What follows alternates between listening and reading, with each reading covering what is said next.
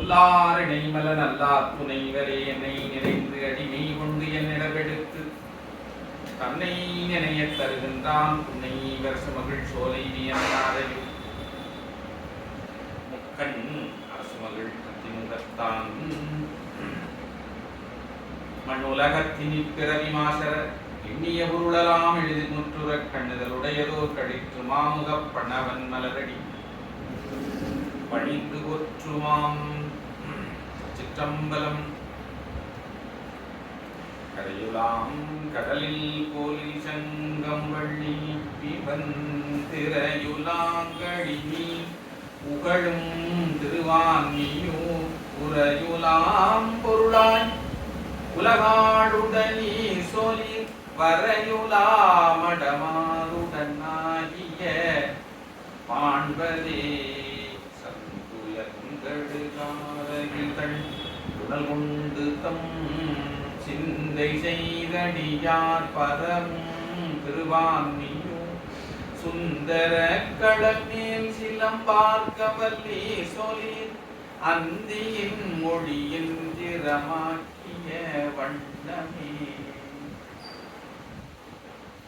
உலகலாம் உணர்ந்து ஓதற்கு அறியவன் நிலவுலாவிய நிர்வழியன் அழகில் சோதியன் அம்பலத்து ஆடுவான் மலர் சிலம்படி வாழ்த்தி வணங்குவான். திருச்சிற்றம்பலம். ஹரஹர நம பார்வதி பதையே, ஹரஹர மகாதேவா. இந்த திவ்யமான சேத்திரத்தின் கண்ணே திருக்கோயில் கொண்டு எழுந்தருளி நமக்கு நல்வாழ்க்கை இருந்தருளக்கூடிய ஸ்ரீ திரிபுர சுந்தரி அம்பாள் சமேத நந்தீஸ்வர பெருமானுடைய பொன்னார் திருவடிகளை அடியை வணங்கிக் கொண்டு இந்த திவ்ய சன்னிதியின் கண்ணே திருவிற்று எழுந்தருளி நமக்கு ஞான அனுகிரகம் செய்யக்கூடிய ஸ்ரீ சக்கரையம்மாள் திருவடிகளை அடியை வணங்கிக் கொண்டு இந்த சிவபுராணம் கேட்டல் என்கின்ற ஞான வேள்வியை செய்வதற்காக இங்கே குடுமி இருக்கக்கூடிய சைவ பெரியோர்கள், தாய்மார்கள், அடியார்கள் மக்கள் அனைவருக்கும் தன்னுடைய வணக்கத்தை தெரிவித்துக் கொள்கிறேன். நாம் இந்த கந்தபுராணம் என்கின்ற ஒரு பெரிய திருக்காப்பியத்தை கையில் எடுத்து சிந்தனை செய்து கொண்டிருக்கிறோம். இது ஒரு மாபெரும் முயற்சி. சில நேரங்களில் எனக்கு ஒரு அச்சமாக இந்த நூலை நாம் எப்படி நிறைவு செய்ய போகிறோம் என்று சொன்னால், அப்பேற்பட்ட ஒரு அரிய பெரிய நூல். அதில் இந்த இளங்கன்று பயமறியாது என்று சொல்வார்கள். அதுபோல நான் சில நேரம் உணர்வு வயது பற்றாக்குறையினாலே, அனுபவக்குறையினாலே இப்பேற்பட்ட ஒரு நூலை கையில் எடுத்து விட்டோமோ அப்படின்னு அஞ்சத்தக்கூடிய அளவிலே நான் சில நேரம் சிந்தித்து வருகிறேன். ஆனாலும் எல்லாம் அல்ல அந்த முருகப்பெருமானுடைய ஒரு திருவருள் நமக்கு இதை நிறைவு செய்வதற்கு துணையாக இருக்கும் அப்படிங்கிற ஒரு நம்பிக்கை அடிப்படையிலே நாம் இதை சிந்தனை செய்து கொண்டிருக்கிறோம். இந்த அருமையான இந்த காப்பியத்தில் நாம உற்பத்தி காண்டம் என்கின்ற முதல் காண்டத்திலே நாம் இப்பொழுது இருக்கிறோம். இந்த காண்டத்துல இதுவரைக்கும் நாம் என்ன சிந்தனை செய்தோம்? திரு கைலேங்கிரியிலே எழுந்தருளி இருக்கக்கூடிய சிவபெருமானுடைய இடப்பாகத்திலே இருக்கக்கூடிய அம்பிகை பெருமானிடத்தில் விண்ணப்பித்து தனக்கு இருக்கக்கூடிய தாட்சாயினி என்கின்ற பெயர் நீங்க வேண்டும் என்று கேட்டுக்கொண்டு சுவாமியினுடைய ஆணைப்படி இமயமலைக்கு அரசனாக இருக்கக்கூடிய பர்வதராஜனுடைய புத்திரியாக திரு அவதாரம் செய்து தவம் செய்து கொண்டிருக்கிறார். இமயமலை சாரலையே 5 வயது பிராயம் கடந்த உடனே தன்னுடைய தவத்தை தொடங்கி செய்து கொண்டிருக்கிறார். எல்லாம் அல்ல அந்த சிவபெருமானையே தனக்கு கணவனாக அடைய வேண்டும் என்கின்ற ஒரு நோக்கத்திலே தவம் செய்து கொண்டிருக்கிறார். அந்த ஒரு காலகட்டத்திலே அசுரனுடைய கை ஓங்கி சூரபன்மா என்கின்ற அசுர வேந்தன் தேவர்களை எல்லாம் சிறைப்படுத்தி சொர்க்கபுரியை தன்னகப்படுத்திக் கொண்டு எல்லோரையும் துன்புறுத்தி அந்த துன்பத்திற்கு தாங்க முடியாத தேவர்கள் எல்லாம் என்ன செய்கிறார்கள்? தவம் செய்து இந்திரன் பலமா தேவர்கள் எல்லாம் வேண்டிக் கொண்டே இருக்கிறார்கள். இந்திரன் தவம் செய்து பெருமானுடைய காட்சியை பெறுகிறான். சிவபெருமான் இந்திரனுக்கு காட்சி கொடுத்து, எம்மிடத்து ஒரு புத்திரனை தோற்றுவிப்போம், அந்த புத்திரன் இந்த சூரபன்மாவை சம்ஹாரம் செய்து உங்களை துன்பத்திலிருந்து விடுவிப்பான் தட்சனுடைய வேள்வியிலே நீங்கள் எல்லாம் கலந்து கொண்ட பாவத்தினுடைய தொடர்ச்சியாகத்தான் இந்த துன்பத்தை நீங்கள் அனுபவித்துக் கொண்டிருக்கிறீர்கள் என்று சொல்லி அதற்குரிய காரணத்தையும் துன்பம் எப்படி முடிவுறும் என்பதையும் சுவாமி அருள் செய்கிறார். அதுல ரொம்ப மகிழ்ச்சி அடைகிறான் இந்திரன். ஆனால் எப்படி முருகப்பெருமான், அதாவது சுவாமி ஒரு குழந்தையை தருவதாக சொன்னாரே, அது எப்படி நிகழும் என்கின்ற ஐயம் அவனுக்கு. ஏனென்று சொன்னால் கைலை மலையிலே சுவாமி யோகத்திலே இருக்கிறார். அங்கே சனகாதி முனிவர்கள் 4 போய் சுவாமியிடம் சென்று ஞானத்தை உபதேசிக்க வேண்டும் என்று கேட்கிறார்.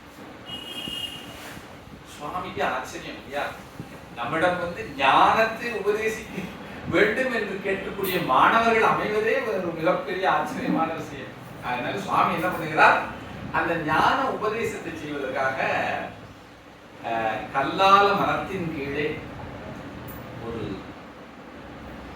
திருக்கோலத்தை எடுத்துக்கொண்டு அமர்கிறார். அந்த திருக்கோலம் தட்சிணாமூர்த்தி இருந்து அவர்களுக்கு ஞான உபதேசத்தை எப்படி செய்கிறார், இது சொல் அளவில் அடங்குவதன்று என்று சொல்லி மௌனமாக இருந்து ஞானத்தை உபதேசிக்கிறார். அப்படி அங்கே சுவாமி ஞானத்தை உபதேசித்துக் கொண்டிருக்கிறார். இங்கே இமயமலையிலே அம்பிகை தபசு செய்து கொண்டிருக்கிறார். இந்த சந்தர்ப்பத்திலே எப்படி புத்தன் உற்பத்தி நடக்கும் என்கின்ற ஐயம் இந்த தேவர்களுக்கு ஏற்பட்டது. அந்த ஐயத்திலிருந்து நீங்குவதற்காக அந்த இந்திரன் சென்று பிரம்மாவை அணுகுகிறார்.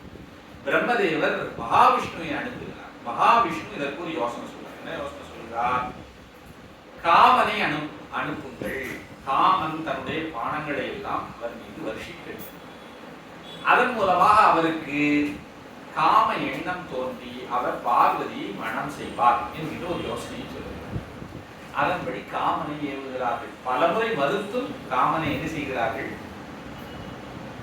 சிவபெருமானிடத்து அந்த அசுரர்கள் தேவர்கள் எல்லாம் அனுப்புகிறார்கள். அங்கே காமன் சென்று சுவாமி மீது என்ன செய்கிறார், முழுக்க முழுக்க யோகத்தில் இருக்கார் சுவாமி, மௌனியாக இருக்கின்றார். அப்படி மௌனியாக இருக்கக்கூடிய பெருமானிடத்து போய் தனது 5 மலரம்புகளையும் எய்தான், ஒரு சேர எய்தான் காமன்.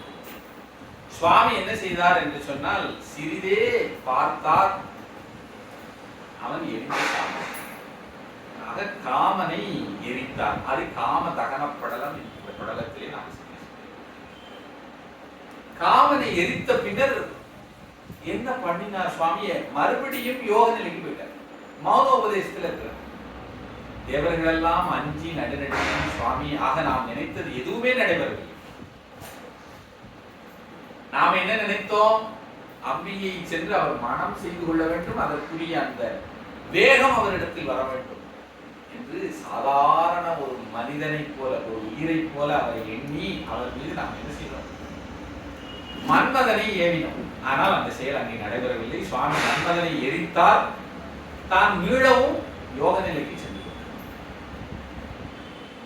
ஆக நாம் மிகப்பெரிய தவறை செய்து விட்டோம் என்கின்ற உண்மை அப்பொழுதுதான் அவர்களுக்கு தெரிகிறது. எப்பொழுது, மன்மதன் பலியாகிய பின்னர்.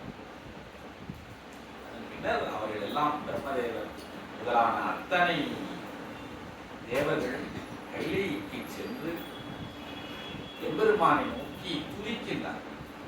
அந்த துதியெல்லாம் நாம் இதற்கு முந்திய படலம் மோனம் நீங்கு படலம் என்கின்ற படலத்திலே நாம் அப்படி அவர்கள் பலவாறு துதித்த பின்னர் சுவாமி என்ன செய்கிறார், அவர்களுக்கு அனுகிரகம் செய்கிறார். அவர்களை வரவழைத்து நாம் இனி பார்வதியை மணப்போம் என்று சொல்லி அவர்களுக்கு ஆறுதல் சொல்லி எல்லோரும் உங்கள் இடத்துக்கு செல்லுங்கள். அவரிடம் ஞானத்தை பெறுகின்றார்களே அந்த ஞானிகள் 4, அந்த ஞானிகள் 4 இந்த மோன நிலையிலே இருந்து நீங்கள் முத்தியை பெறுங்கள்னு சொல்லி அவர்களுக்கெல்லாம் கட்டளையிட்டு சுவாமி என்ன செய்கிறார், அம்பிகை மனம் செய்ய வேண்டும் என்கின்ற ஒரு திருநோக்கம் அவருக்கு ஏற்படுகிறது. திருவுள்ளம் கொள்ளுகிறார். அப்பொழுதுதான் அவருக்கு அம்பிகையை மணக்க வேண்டும். அதாவது இது எதனால வருகிறது எல்லாம் நம்ம புரிந்து கொள்ள வேண்டிய. சாதாரணமாக நம்முடைய வாழ்விலே ஒரு மனிதன் திருமணம் செய்ய வேண்டும் என்கின்ற எண்ணம் அவனுக்கு எப்பொழுது வருகிறது, பெண்களின் பால் அந்த ஆடவனுக்கு ஈடுபாடு வரும் பொழுதுதான் அந்த நோக்கம் வருது. அந்த அந்த ஒரு ஈடுபாட்டை உண்டு பண்ண வேண்டும் என்பதற்காகத்தான் மன்மதனை ஏவுகிறார்கள் இந்த தேவர்கள். ஆனால் இங்கே சுவாமி தனது செய்கையின் மூலமாக எதை காட்டுகிறார்னு சொன்னா, ஈடுபாட்டினாலே அம்பிகை அவர் மணக்கவில்லை. தன்னை சரணடைந்த தேவர்களுடைய குறையை முடிக்க வேண்டும் என்பதற்காக அங்கே சென்று என்ன செய்கிறார், அன்னையை வணக்க வேண்டும் என்கிற திருவுள்ளம் பற்றுகிறார். அப்படி பற்றி அந்த அன்னையினுடைய அந்த தவம் எப்பேற்பட்ட தவம் என்பதை உலகத்திற்கெல்லாம் காட்ட வேண்டும் என்பதற்காக ஒரு வயோதிக வடிவிலே, ஒரு அந்தண வடிவிலே, வயோதிகராக இருக்கக்கூடிய அந்தணர் அந்த வடிவிலே சென்று அந்த இமயமலை சாரலில் இருக்கக்கூடிய அந்த பர்ணசாலை, அம்பிகை இங்கே தபசு செய்து கொண்டிருக்கிறாள், அந்த பர்ணசாலையை சென்று சேர்க்கிறார். அதைத்தான் இங்கே தவங்கான் படலம் என்கின்ற படலத்திலே நாம் தொடங்கினோம். கடந்த திருக்கூட்டத்திலே ரொம்ப நாள் ஆகிவிட்டது. இடையில மழை தித்துவா என்கின்ற புயலின் காரணமாக நமக்கு ஏற்பட்ட மழையினாலே கடந்த வாரத்திலே செய்ய வேண்டிய சிந்தனை தடைபட்டது. அதனாலதான் இந்த வாரத்தில் இதை எப்படியா செய்து விட வேண்டும் சொல்லி வெள்ளிக்கிழமை இன்னைக்கு எனக்கே இது கொஞ்சம் இயலாததுதான், இருந்தாலும் எப்படியா செய்து விட வேண்டும் வந்திருக்கிறேன். எல்லாம் அல்ல அந்த முருகப்பெருமான் நமக்கு திருவுருள் செய்து இந்த பெரிய திருக்காப்பியத்தை நாம் முழுமையாக சிந்திப்பதற்கு பெருமான் திருவுருள் செய்கின்றோம். இப்ப சுவாமி இப்ப என்னன்னா, சுவாமி தவத்தை காணுவதற்காக வயோதிக அந்தணராக முழுக்க முழுக்க நெற்றியில விபூதி எல்லாம் அணிந்து ஒரு சிறந்த திருக்கோலத்தோடு அங்கே சென்று அந்த பர்ணசாலைக்குள்ளே போன உடனே ஒரு பெரிய தபஸ்வி, இந்த உயரமான மலைக்கு இவர் எப்படி அடைந்தார் அப்படின்னு அவர்களெல்லாம் வியந்து அவரை உள்ளே அழைத்து கொண்டு போய் அம்பிகையிடம் சொல்லுகிறார். ஒரு வயது முதிர்ந்த அந்தணர் நம்முடைய பர்ணசாலை அம்பிகையும் பார்த்து உள்ளே வரவழைத்தார். அவர் தக்க ஆசனத்தை இருத்தினார். இருத்திய பின்னர் அவரும் அங்கே அமர்ந்தார். இந்த ஒரு மரியாதையோடு அவர்கள் வரவேற்று அவருக்கு உபசாரம் செய்கிறார். அப்பொழுது சுவாமி அந்த இருக்கையிலே அமர்ந்து கொண்டு அம்பிகையை நோக்கி ஒரு கேள்வி எழுப்புகிறார். அந்த கேள்வியோட நாம நிறுத்தினோம் கடந்த சிந்தனையில். அதை இந்த தொடர்ச்சியை நாம் பார்க்கலாம். இதுதான் நம்ம கடைசியா சிந்தனை பண்ண பாடல். அப்பொழுது உமைதன்னை ஆதரவோடு பாராச்சப்புதல் அரிதாம் உன் திருநலன் அடிவைத மெய்ப்படு தசை ஒல்க மிகுதவம் முயல்கின்றாய் எப்பொருள் விளைவுற்றாய். உன்னுடைய அழகு நலனெல்லாம் அழியும்படியாக, உன்னுடைய தசையெல்லாம் சுருங்கும்படியாக, அதெல்லாம் பற்றும்படியாக மிகுதவம் முயல்கின்றாய். அரிய பெரிய தவத்தை நீ செய்கின்றாய். எப்பொருள் விளைவுற்றாய், எந்த பொருளை நீ வேண்டி இந்த தவத்தை செய்கின்றாய். எண்ணியது உரை, உன்னுடைய மனதிலே நீ எண்ணிய விஷயம் என்ன சொல்லுவாய் என்று சொல்லி சுவாமி கேட்கிறார். அப்போ அதற்கு பதில் அம்பியின் சொல்லல, தன்னுடைய தோழியை பார்த்து சைகை காட்டுகிறார். சொல்லுமா முடிவிலான் முடிவிலான் இவை உரைத்தலும். முடிவிலான் அப்படிங்கிற வார்த்தையை போடுறாங்க. இறைவன் அந்தமில்லாதவன், பெருமான் அந்தமில்லாதவன். அதனாலதான் இங்க முடிவிலான் அப்படிங்கிற வார்த்தை. முடிவிலான் இவை உரைத்தலும். இவ்வாறு சுவாமி கேட்ட உடனே விசையை முகம் நோக்கி, அந்த அம்பிகைக்கு ரொம்ப நெருக்கமான ஒரு தோழி, அந்த பேரை இங்கே குறிப்பிட்டிருக்கிறார் ஆசிரியர். விசையை, விஜயான்னு நம்ம சொல்றோம் இல்லையா, உலக்கத்துல அது சமஸ்கிருத வார்த்தை இல்லையா, அந்த பெயர் சமஸ்கிருத சொல். அதை தமிழ் படுத்தும் பொழுது விசையை, விசையை முகம் நோக்கி கொடியின் மூழ்கிய நுசும்புடை மயவள் குறிப்பாலே கடிதி நீங்கிவர்க்கு எதுமொழிக என கண்காட்ட, கண்ணினாலே காட்டுகிறாள் அம்பிகை. அடியனிற்கு இது பணித்தனல் பணித்தனல் என அறிந்து அவள் சொல்வாள். அம்பிகை கண்ணை கட்டி சொல்லுமா பதில்னு சொல்றாரு. அம்பிகை எட்ட நிற்கிறாள். பக்கத்துல இருந்து எல்லாம் உபசாரம் செய்து கொண்டிருப்பது சேடி பெண்கள் தான். அந்த பெண் விஜயா என்கின்ற பெண் அம்பிகையினுடைய நெருக்கமான தோழியர்கள் ஒருத்தி. அதற்கு பதில் சொல்றாங்க. என்ன சொல்றாங்க? மண்ணுயிர்க்கு உயிராகிய கண்ணுதல், நிலை பெற்ற உயிர்களுக்கெல்லாம் உயிராக இருக்கக்கூடிய முதலியே கண்ணை உடைய பெருமான். அந்த பெருமானை மனம் செய்து தங்கிடத்தினில் இருத்தினன் கொள்வதே தான் உண்ணி கண்ணி மெய்த்தவம் இயற்றினன். நெற்றியிலே கண்களை உடைய அந்த உயிருக்கு உயிராக இருக்கக்கூடிய பெருமானை மனம் செய்ய வேண்டும் என்கின்ற நோக்கத்தோடு கன்னியாக கூடியவருடைய தலைவி மெய்த்தவம் இயற்றினல், இந்த உண்மையான பெரிய அரிய தவத்தை செய்து கொண்டிருக்கின்றாள் என்று காதலி கூற முன்னவர்க்கு முன்னானவன் நகைத்து இவை மொழிகின்றான். அப்படி வந்து அந்த தோழி சேடியர்கள ஒருத்தியாக கூடிய பெண் சொல்லுகிறாள். அதற்கு முன்னவர்க்கு முன்னவனான இறைவன் நகைத்து சிரித்தான். சுவாமி பார்த்துட்டு சிரித்தார். இந்த மாதிரி அவங்க பதில் சொன்னோட பார்த்து சிரித்து கொண்டு இவை மொழிகின்றான் பதில் சொல்லுகிறார். என்ன சொல்றார் பாருங்க. புவியடித்தருள் முதல்வரும் நாடரும் புனிதந்தான் இவள் தவத்தினுக்கு எய்துமோ எய்தினும் இணையாளை அவன் விருப்பொடு வரையுமோ உமையவள் அறியாமே தவம் இயற்றினள் எளியனோ சங்கரன் தனக்கு அம்மா. சொல்லுகிறார். சொல்றார். புவியடித்தருள் முதல்வர், பிரம்மாவுக்கே அவர் கண்டுகொள்ள முடியாத கடவுள். புவி அடித்தருள் முதல்வரும் நாடரும் புனிதன், பிரம்ம விஷ்ணுக்களாலேயே அறியப்படாத கடவுள் இவள் தவத்திற்கு. அப்பேற்பட்ட அந்த கடவுள் இந்த பெண்ணினுடைய தவத்துக்கு எப்படி இறங்கி வருவார்? அப்படி இன்னும் சரி, நிறைய தவம் பண்ணிட்டா சுவாமி எப்பொழுதுமே இறங்கி வந்துருவார். அதனால எய்தினும் அப்படிங்கிற ஒரு வார்த்தை கொடுக்கிறார். ஏன்னா பெருமான தவத்திற்கு இறங்கக்கூடிய பண்புடையவர்.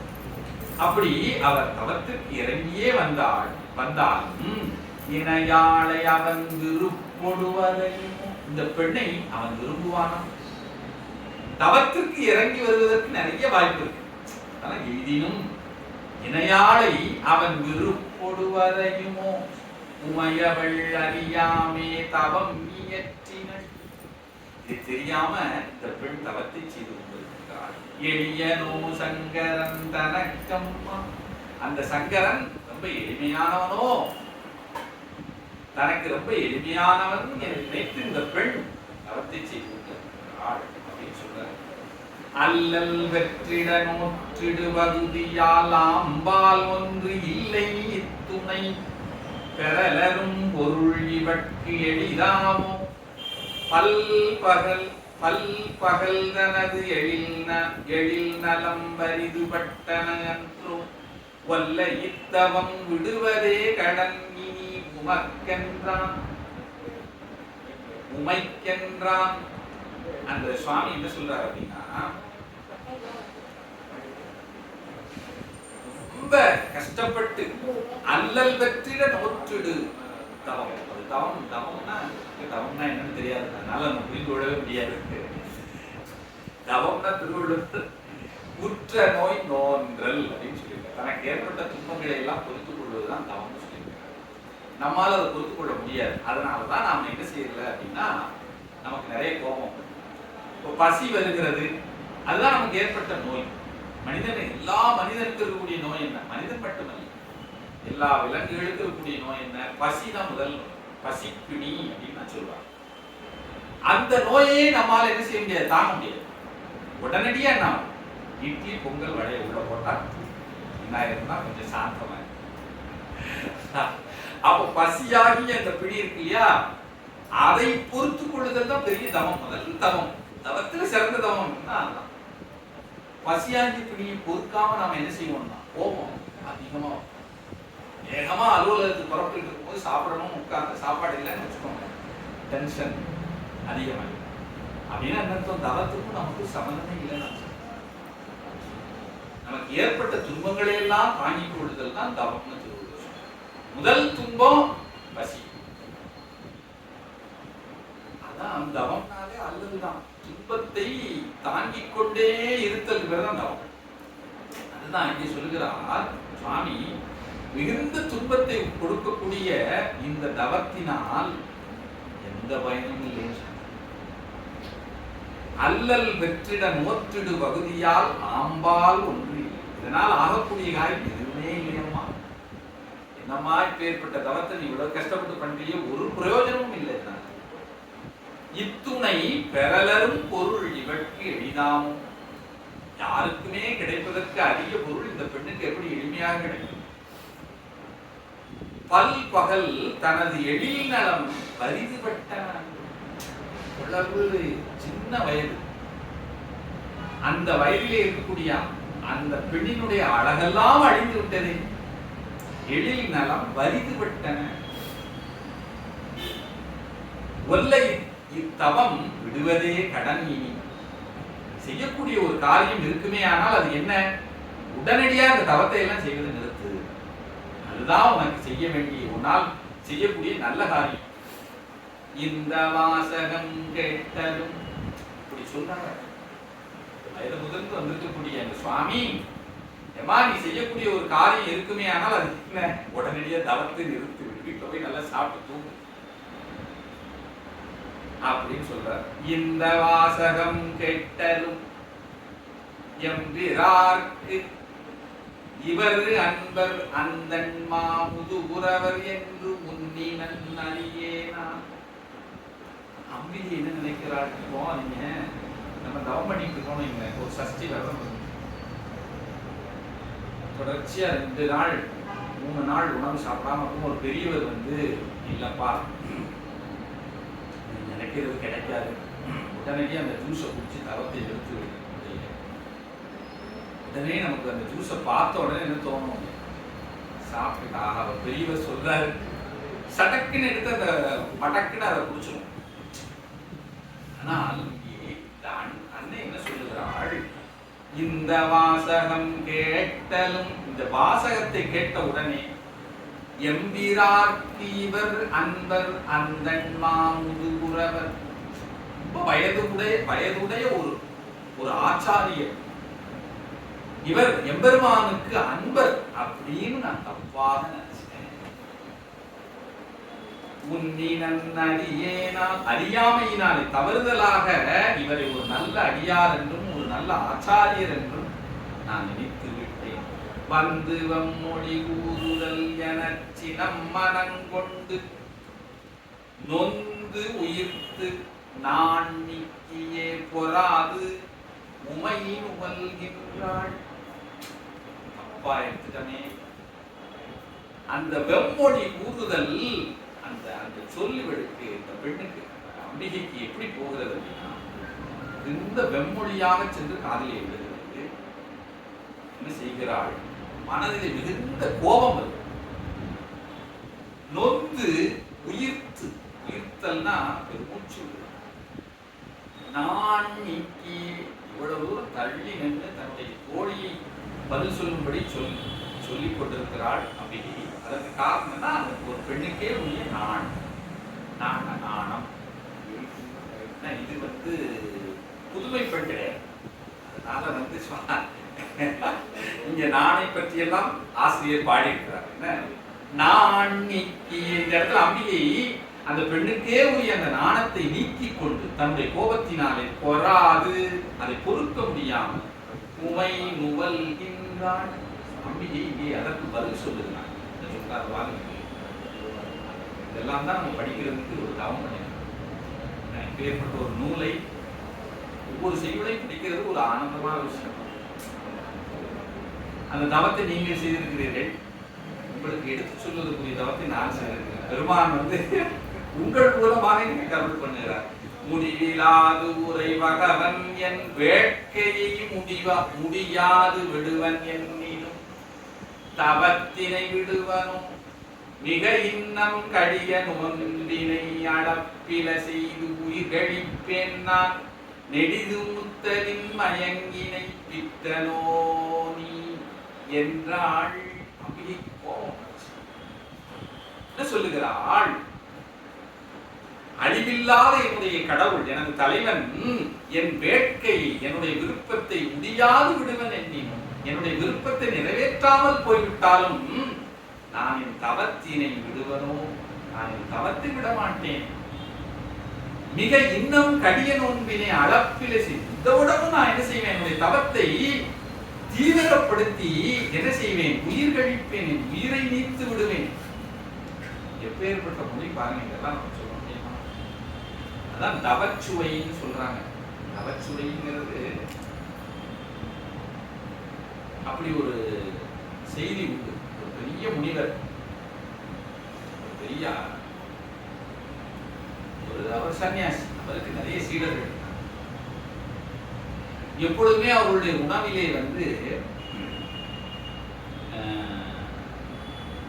வேப்ப எண்ணெயில தான் அந்த உணவை செய்து சாப்பிடும்.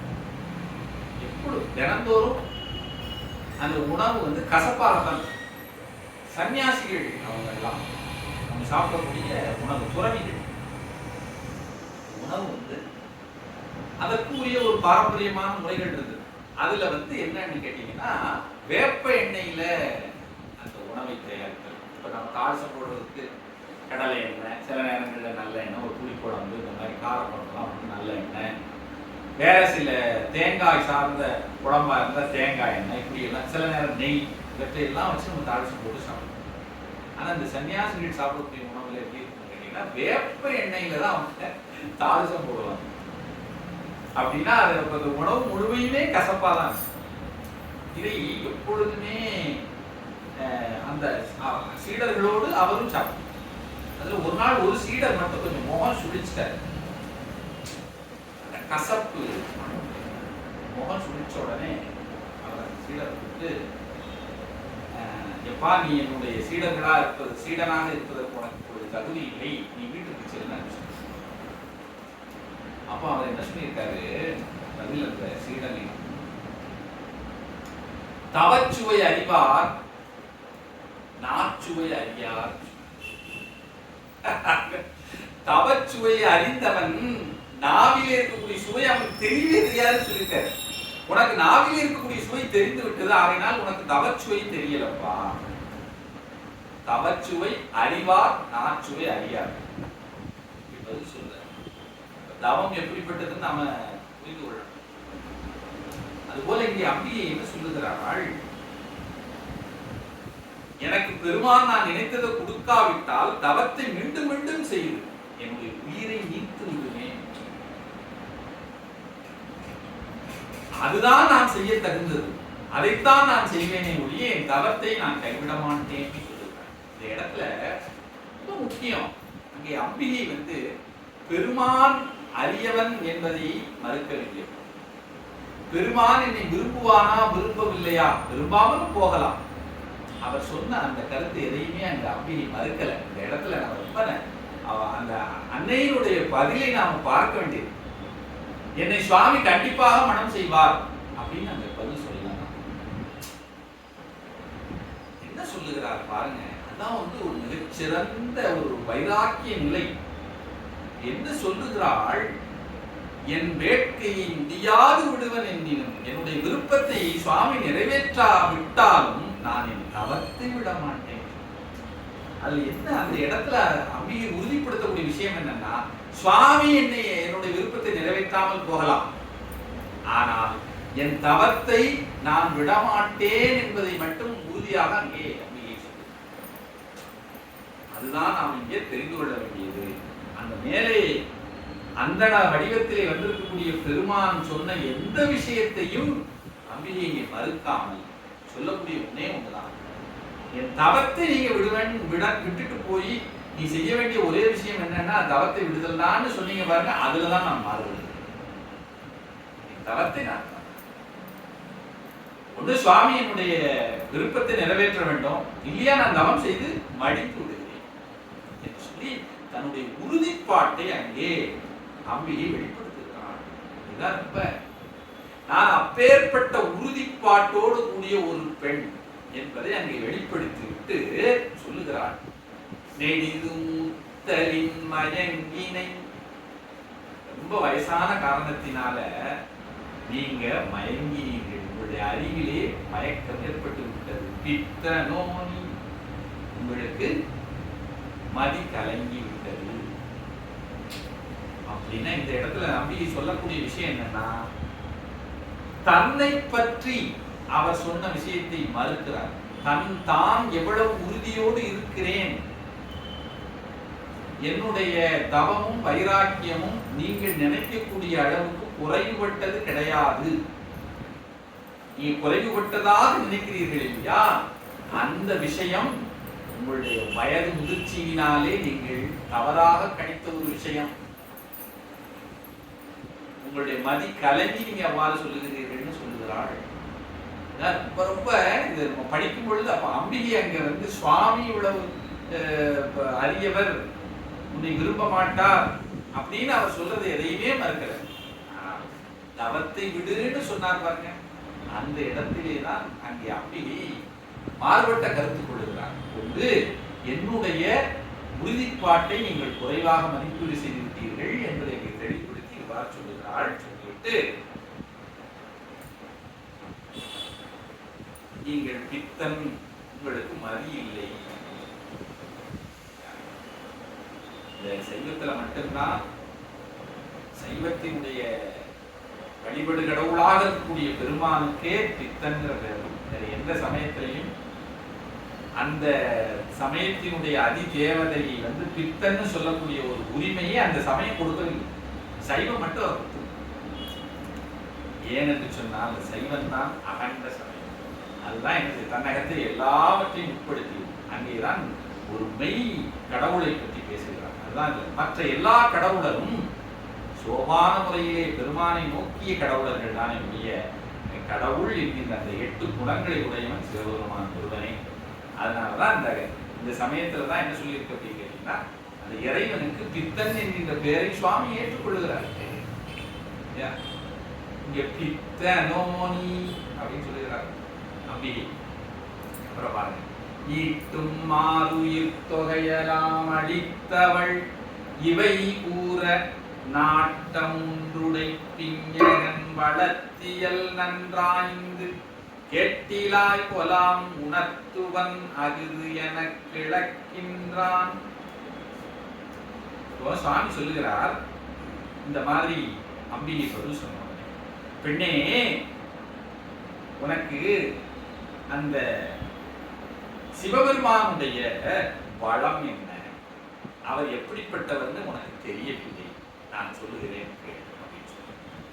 ஆடை தோல் விடை ஏறுவது அணிகலன் அரவு எல்லாம் சொல்ற. நீ நினைக்கிற அவர் பெரிய நீ ஆசைப்படி போயிட்டது எப்படியெல்லாம் அவர் பாராட்டுவார். ஆடை, அவர் உடுத்திக் கொண்டிருக்கக்கூடிய ஆடை பட்டு பீதாம்பரம் எல்லாம் கிடையாது. தோல், மிருகத்தினுடைய தோலை உடுத்து. விடை ஏறுவது, ஒரு நல்ல குதிரையோ யானையோ ஏறி போகலாம் இல்லையா, ஆனா ஒரு மாட்டிலே ஏறிச்சு. விடை ஏறுவது, அவர் ஏறக்கூடியது ஒரு காளை. அணிகலம் அரவு, பொன் ஆவரணங்கள் கிடையாது. அவர் நல்ல நவமணிகள் பதித்த விலை உயர்ந்த ஆபரணங்களே தான் அவர் அணிவு. எதை ஆவரணமா அணிந்திருக்க? அரவு, பாம்பைத்தான் ஆவரணமா. என்பு, எலும்பை ஆவரணமா அணிந்திருக்க. யாராவது செய்வாங்களா? எலும்பு போய் ஆவரணம். கேடி வெண்டலை, தலையவே என்ன செய்திருக்கிறார்? ஆவரணமா. மாளிகை கேளலின் மறுப்பு, பன்றி கொம்பை அணிந்திருக்கிறார். ஓடு கொல்கலம், அவர் பிச்சை எடுத்துக் கொண்டிருக்கிறார். அந்த பிச்சை எடுப்பதற்கு வைத்திருக்க ஒரு ஓடாவது கொஞ்சம் வசதியா இருக்காண்டாமா, அது ஒரு மண்டை ஓடு. ஊன் பலி, அல்லே அவர் ஏற்றுக்கொள்ளக்கூடிய பிச்சை தான் அவர் சாப்பிடக்கூடிய உணவு. வெய்ய நஞ்சு, இது தவிர அவர் எப்பவாவது போய் யாராவது விஷம் கொடுத்தா அதையும் வாங்கி சாப்பிடும். எப்படி எல்லாம் சொல்றாரு பாருங்க. நீ விரும்பக்கூடியவர் எப்பேற்பட்ட தன்மையோடு இருக்கிறார் சொல்றாரு. ஊன் பலி வைய நஞ்சு உலப்புற்றோர் காடதே நடம் புதியிடம். அவர் எங்கு போய் ரொம்ப சந்தோஷமா நடனமாடி கொண்டிருக்கிறார். அதாவது ஹேங் அவுட் பிளேஸ் எது அப்படின்னா காடு, சுடுகாடு. மாணிக்க சுவாமிகள் கோயில் சுடுகாடு பொன்புலித்தோல் நல்லாடு தாய்மிரி தந்தை தாந்தனியன் காணேரி அப்படின்னு சொல்லி திருவாசகத்தில் பதிவு பண்ணுகிறார். அவர் இருக்கக்கூடிய கோயில் என்ன? சுடுகாடு. அதுதான் யாராவது சுடுகாட்டுல போய் இருப்போமா? ஆனா அவர் விரும்பி இருக்கக்கூடிய இடம் சுடுகாடு. கண்ணுதல் கடவுளுக்கே, நீ விரும்பக்கூடிய அந்த கண்ணுதல் கடவுள் இப்பேற்பட்ட லட்சணத்தை உடையவர் சொல்றார். எப்படி சொல்றாரு? வேய்ந்து கொள்வது வெள்ளருக்கு அருகு நீர் வியன் கொன்றை பாந்தள் நொச்சியே மத்தம் என்று இணையனவல உண்டால் சாந்தம் வெண்கொடி சூலம் மான் மழுத்துடி தடலங்கி எந்துகின்றது வாரிடம் சூழ்படை இறையோர்க்கே. இது தவிர அவர் ரொம்ப விசேஷமாலாம் ஒன்றும் இல்லைப்பா. தலையில என்ன வச்சிருக்கிறார் அப்படின்னா ஊமத்தம் பூவு, வெள்ளருக்கு, அருகு, வரிசையா அதுக்கெல்லாம் ஒன்றும் பெரிய வேல்யூ கிடையாது. தலையில ஒரு பெரிய சூடாமணி, ஒரு கிரீடம், அதுல நவ மணிகளை பதிச்சு வச்சிருக்கிறாரு. எல்லாம் ஊமத்தம்பூ, வெள்ளருக்கு, அருகு, பொன்றை, பாந்தள், நொச்சி, வரிசையா அதெல்லாம் அட்டுகிறார். இப்படிப்பட்ட ஒண்ணுக்குமே இல்லாத பொருளை எல்லாம் தலையில சூடி இருக்கிறார். அதுக்கு கொஞ்சம் தண்ணியே வச்சிருக்கிறார். சரி, உடம்புல பூசக்கூடியது என்ன?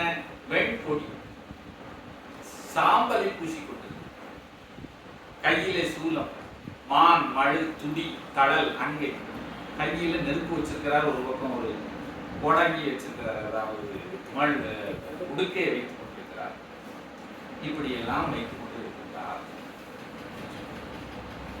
அன்னதாதைகள் வடிவொடு குணங்களில் அனையானுக்கு இன்னவாகிய பலவடன் உண்டு அவையவையும் தாம் நின்னவாகவோ தவம் புரிந்து இத்தனை நெடுந்தொல் சீர் மன்னன் மாமகட்கி எய்வதே இத்துணை வழக்கென்றான்.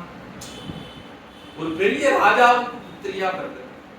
அற்புதமான தங்கத்திலே செய்யப்பட்ட கட்டில், அதுல பஞ்சனையில படுத்து தூங்கலாம். அதுல மலர்களெல்லாம் சுரிந்து தூங்கலாம் இல்லையா? அப்பேற்பட்ட ஒரு அரசகுமாரி இந்த காட்டுல போய் வந்து மிருகங்களோட தோலை போய் சுத்திக்கிட்டு, உடம்புல எல்லாம் சாம்பலை பூசிக்கிட்டு, பாம்பை தூக்கி தோல்ல போட்டு, தலையில வந்து எருக்கு அருகுன்னு தேவையில்லாத பொருட்களை எல்லாம் வச்சுக்கிட்டு நடனமாடக்கூடிய ஒருத்தனுடைய அவனுடைய சொத்தை போய் நீ வந்து பெற்றுக்கொள்ளலாம் என்று இந்த தவத்தை செய்கிறீங்க. அவனிடம் என்ன வந்து விரும்பத்தகுந்த ஒரு சொத்து இருக்கிறது?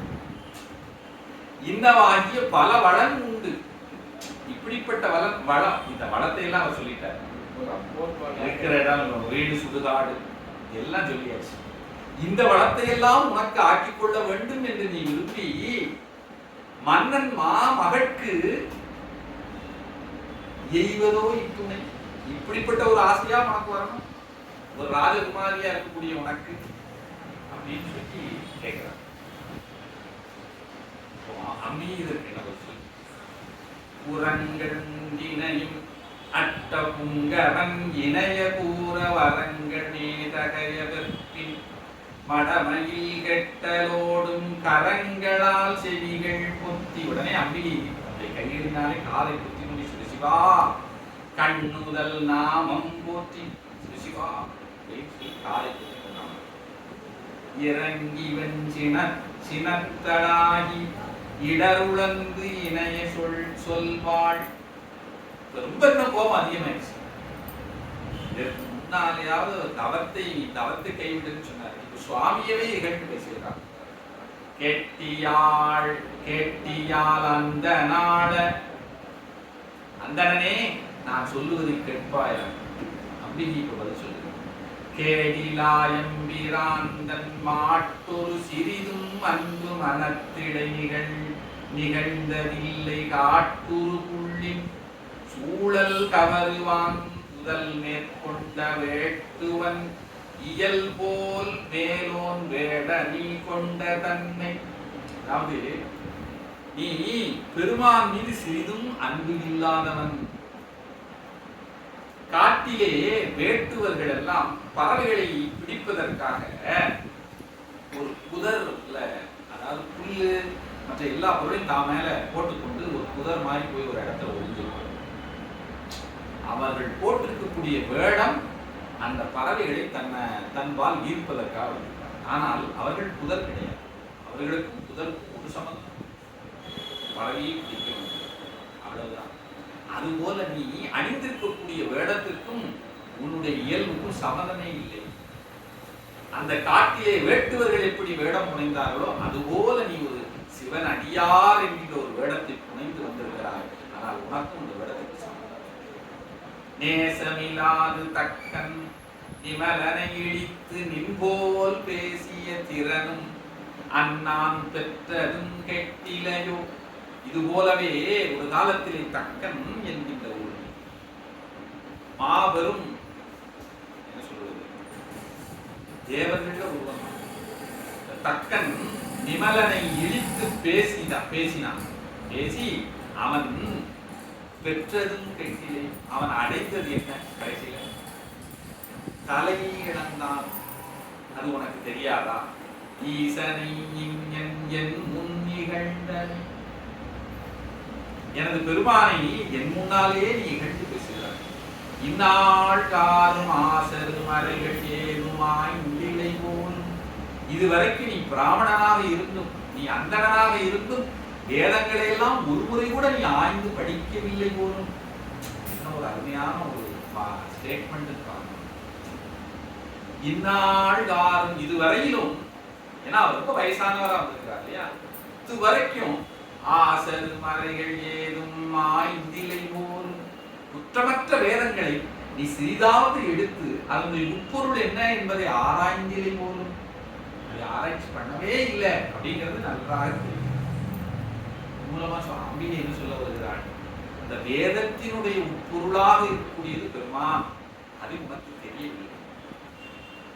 உரைவடு சுருதி எல்லாம் மொழியினும் அதுவே சார்வா உருகிலராகி பொல்லா ஒழுக்கமே கொண்டு முக்கண் இறைவனை கண்டு புத்தி எய்திடாது உளல முன்னாள் மறையவர் பெற்ற சாபம் நின்னையும் மயக்குறாம். இந்த இடத்துல ஒரு அற்புதமான செய்தியை அம்பிகை பதிவு செய்ததாக கச்சேரி சிவாச்சாரியார் பதிவு செய்திருக்கிறார். என்னன்னா, இந்த தட்சனுடைய வேள்வியில கலந்து கொண்டார்கள் நிறைய அந்தணர்கள். அப்பொழுது அங்கே ததிசி மகரிஷி என்கின்ற ஒரு மகரிஷி இருந்தார். அந்த மகரிஷி அந்த அந்தணர்கள் எல்லாம் பார்த்து கடைசியில எவ்வளவோ எடுத்துரைத்தார். தட்சன், நீ செய்வது தவறு. முதல் மரியாதை அவிப்பாகம் நீ சிவபெருமானுக்குத்தான் கொடுக்கணும். இந்த வேள்வியினுடைய பயனே அந்த பெருமான் தான், வேதத்தின் பயனும் அவன் தான். இதையெல்லாம் வேதத்திலே சொல்லி அதை படித்தும் நீ உணரவில்லையான எல்லாமோ சொன்னார். எதையுமே அவன் கேட்டுக்கொள்ளவில்லை தட்சன். அந்த யாகத்திலே குழுமி இருந்த அந்தணர்களும் அவன் சார்பாகவே இருந்தார். அப்பொழுது அந்த ததிசி மகிழ்ச்சி அந்த அந்தணர்களுக்கெல்லாம் ஒரு சாபத்தை கொடுத்தார். அது என்ன அப்படின்னா, நீங்க இன்னும் பல பிறவிகள் வேதத்தை எல்லாம் படித்து அதை முறையாக அத்தியனம் செய்து கொண்டிருந்தாலும் நீங்கள் பிறவியின் பயனாக இருக்கக்கூடிய அந்த முத்தி இன்பத்தை தரக்கூடிய சிவபெருமானை அறியாது உடல்வீர்களாக ஒரு சாபம் உண்டாருன்னு சொல்லி அந்த இது வருது. தட்சகாண்டத்துல கந்தபுராணத்திலே பின்னாடி நம்ம அதை பார்க்க போறோம். அப்படிப்பட்ட சாபம் உன்னை பற்றி கொண்டதுன்னு நினைக்கிறேன். பாருங்க, ரொம்ப முக்கியமான இதுல என்ன அப்படின்னா, அந்தணர்கள் எல்லாம் சிவபெருமானை தெய்வமாக வணங்க வேண்டும். அவர்களுக்கு பெருமான் தான் முதல் தெய்வம். அப்படி வணங்காத அந்தணர்கள் எல்லாம் சாபம் பெற்ற அந்தணர்கள் அப்படிங்கிற மாதிரி ஒரு செய்தியை இங்கே சுவாமி சொல்லுகிறார். இறைவனை இகழ்ந்து புத்தி எய்திடாது உழல முன்னாள் ஒரு காலத்திலே மறையவர் பெற்ற சாபம் என்னையும் மயக்கூறாதோ. அந்த சாபத்தை நீ பெற்றுக்கொண்டனை போலும் அப்படின்னு சொல்லுவார். தாதையாய் தம்மை நல்கி தந்தொழிற்கு உரியன்னாகி ஆதியாய் தங்கட்கிந்தி அமைவுறாச் சிவனை நோக்கி ஏதிலார் பக்கமாகி இல்லொழுக்கு இறந்தார் போலும் வேதியர் முறையே செய்தாய் வெறுப்பதன் நின்னையானி. ரொம்ப இதுல என்ன சொல்லுகிறாள்?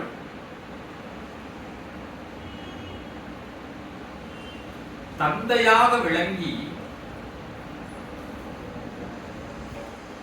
இறைவன் வேள்விக்கு உரியவராகவும் இருந்து எல்லாரால் அல்லது குறிப்பாக அந்தணர்களால் வழிபடத்தக்க ஒரு நிலையில இருப்பவர் சிவபெருமான். அந்த பெருமானை நீங்கி ஏதிலார் பக்கமாய் அவரை வணங்காதவர்களுடைய பக்கத்திலே சேர்ந்து இருப்பது எதற்கு சமானம் சொல்லுகிறாள் அன்னை. என்ன சொல்றார்?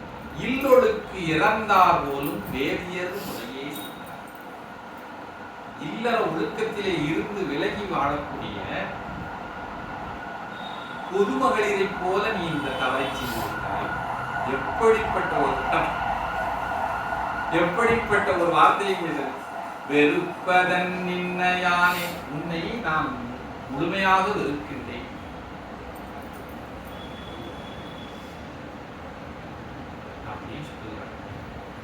ஆயினும் மறையோர் தம்மின் அருமறை முறையே வேடம் தூயன தாங்கி எங்கோன் தொண்டு செய்வோர் உண்டால் நீ அவர் தன்மைத்தாயும் இத்தனை இகழ்ந்தாய் என்னில் தீயவர் உனை போலில்லை அவுணர்தம் திறக்குமாறும்.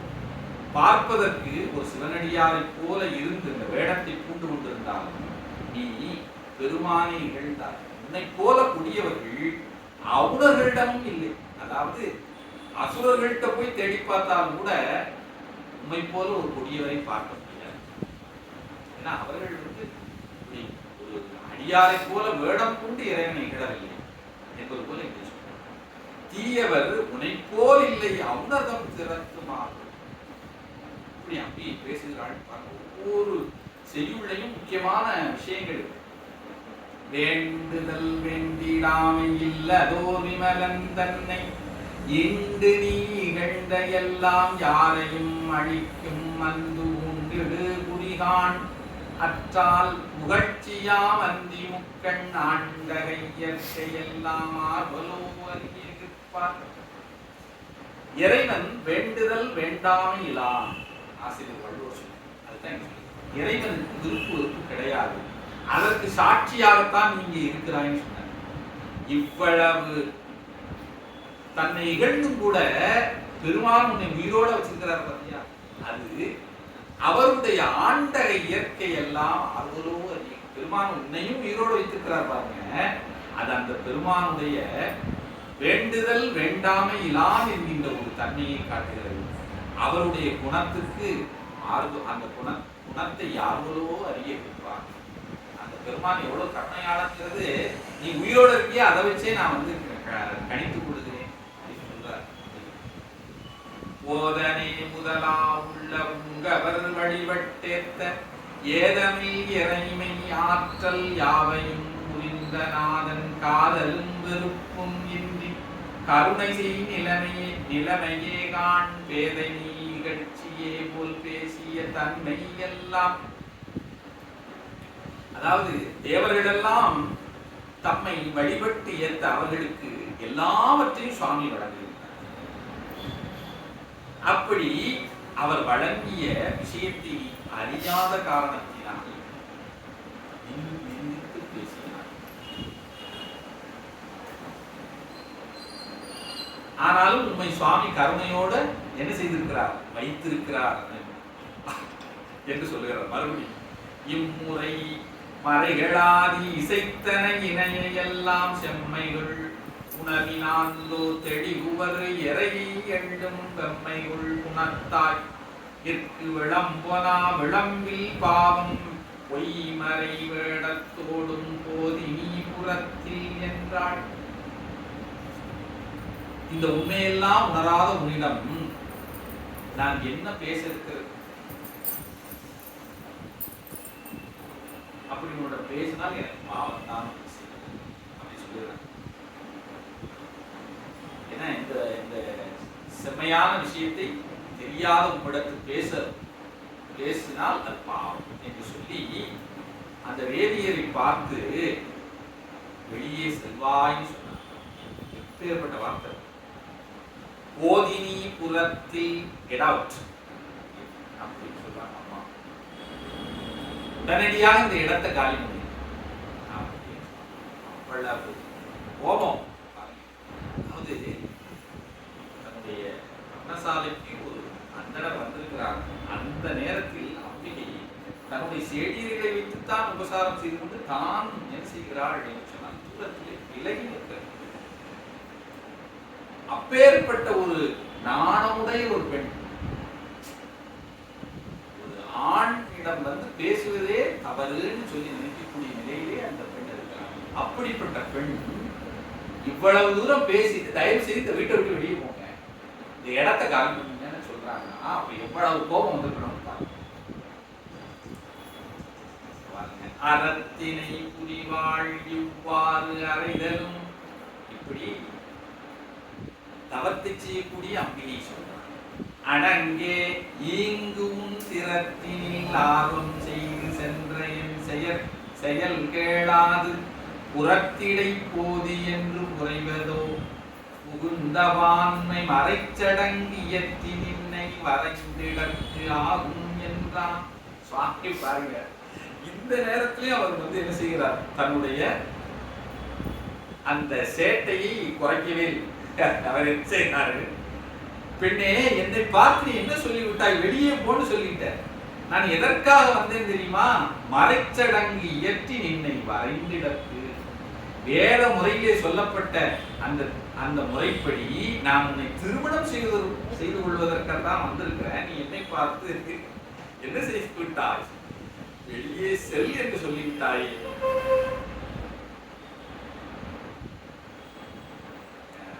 சொல்லுகிறார்.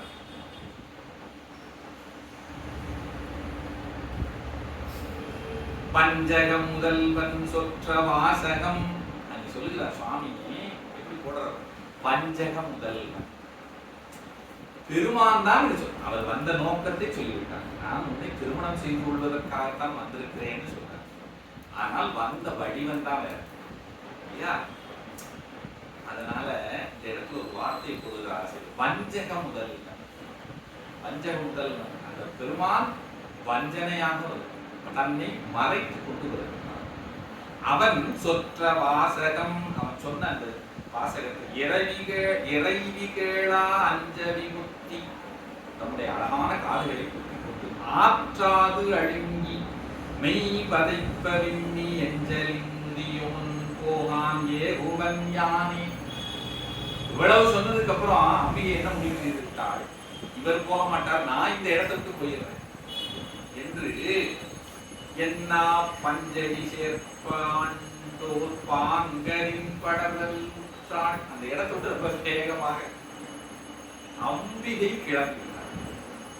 படர்ந்தனன் போதலோடும் பனிபடும் இமயம் வைகும் அடந்தை தன் இயற்கை நோக்கி வரம்பிலாருள் நீரூர அடைந்ததொல்பவன பனவக் கோலம் அகன்று மால் விடை மேல் கொண்டு தொடர்ந்து பல்கணங்கள் போற்ற தோன்றினன் தொலைவிலாதும். அம்பிகை போனவுடன் சுவாமி என்ன செய்கிறார்? தன்னுடைய அந்த பனவக்கோலம், பனவர் தான் மறையவர், அந்த அந்தன கோலத்தில் இருந்து அகன்று மால் விடை மேல் கொண்டு. என்ன விடையில வர்றார் பாருங்க. அதாவது இறைவனுக்கு வரக்கூடிய ரிஷபத்துல பல ரிஷபங்கள், அதுல ஒரு ரிஷபம் மால் விடை, திருமாலே ரிஷபமாக வருது. அதை ஞான சம்பந்தர் மிகு பீடுடை மால் விடையான் அப்படின்னு சொல்றார் தேவாரத்திலே. அதுபோல இங்க என்ன செய்கிறார்? மால் விடை மேலே ஏறி சுவாமி தொடர்ந்து அம்பிகை பின்னாலே தொடர்ந்து பல் கணங்கள் ஒற்ற தோன்றின. கணங்களெல்லாம் தன்னை துதி செய்யக்கூடிய அந்த திருக்கோலத்தை காட்டுகின்றார், காட்டி அருள் செய்கின்றார். அப்பொழுது என்ன நிகழ்கிறது? தொலைவர் பகவன் வான்மி தோன்றலும், அப்படியே சுவாமி வானத்திலே காட்சி, ஆகாசத்திலே காட்சி. துளங்கி நாணி மலைமகள் கண்டு பல்கால் வணங்கி பலமுறை வணங்குகிறார். அஞ்சலியால் போற்றி அழகிலா உணர்வால் எட்டாதி, அழகிலா உணர்வால் எட்டாதி, உணர்வினாலே அறியப்படாத ஆதியாக இருக்கக்கூடிய பெருமானே, நின் மாயை தேரே, உன்னுடைய மாயை நான் கண்டுபிடிக்க முடியவில்லை. வந்தது தேவரீர் என்பது எனக்கு தெரியாமல் போய்விட்டது. புலனிலா சிறியேன், அறிவில்லாத சிறுமை உடையவன். என்னை இகழ்ந்தவா பொருத்தி, உன்னை இகழ்ந்து விட்டேன், பொறுக்க வேண்டும் என்று சொல்லி அம்பிகை நற்றவ மடந்தை கேண்மோ, நல்ல தவத்தை செய்யக்கூடிய பெண்ணே கேண்மோ. சுவாமி இதுக்கு பதில் சொல்றார். கேள், நல்ல தவத்தையே செய்து கொண்டிருக்கக்கூடிய பெண், நம்மிடத்து அன்பால் நீ முன் சொற்றன யாவும் இன்றே துதித்தன போல கொண்டாம். என் மீது கொண்ட அன்பினாலே நீ சொன்ன எல்லா சொற்களையும் நான் என்ன செய்து கொண்டேன்? துதி போல எடுத்துக்கொண்டேன். துதித்தன போல கொண்டாம். குற்றம் உண்டாயின் நன்றே பொறுப்பது. ஏதாவது குற்றம் இருந்தால் தானே நீ பொறுக்க முடியும். நீ பொருத்தின்னு கேட்கிறாள். என்ன கேட்கிறாள்? நின்னை இகழ்ந்தவா பொருத்தி என்றாள். அதற்கு குற்றம் உண்டாயின் நன்றோ பொறுப்பது. ஏதாவது தப்பு இருந்தால்தானே பொறுக்கணும்.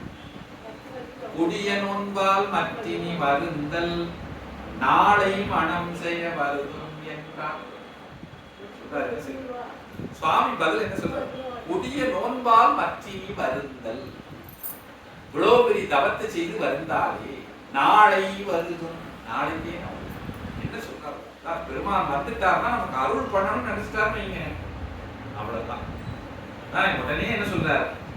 வருந்த வேண்டாம், நாளை மனம் செய்ய வருதும். நாளைக்கே மனம் செய்வதற்கு சொல்றாரு. நாம கூட என்ன செய்வோம்? குறிப்பிட்ட அதற்கு நிறைய இதுகள்லாம் பார்த்து 3 மாதம் 4 மாதம் அப்படின்னு சுவாமி சொல்ல, நாளை மனம் செய்ய வருது.